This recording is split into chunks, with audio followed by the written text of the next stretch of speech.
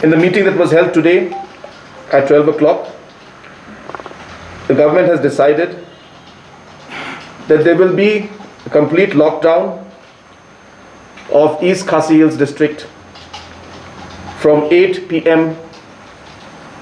of 5th of May, that is tonight, till 5 a.m.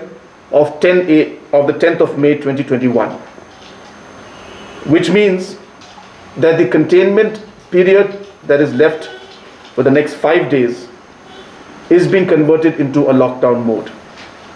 So therefore, more restrictions are coming in.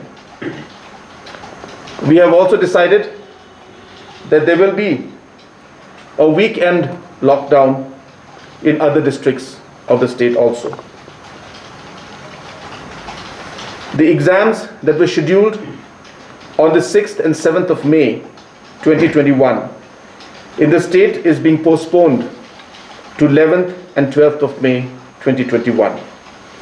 I repeat, the exams that were scheduled for the 6th and the 7th of May 2021 in the state is postponed to 11th and 12th of May 2021, and the Education Department will issue detailed notification to that perspective to the concerned students also.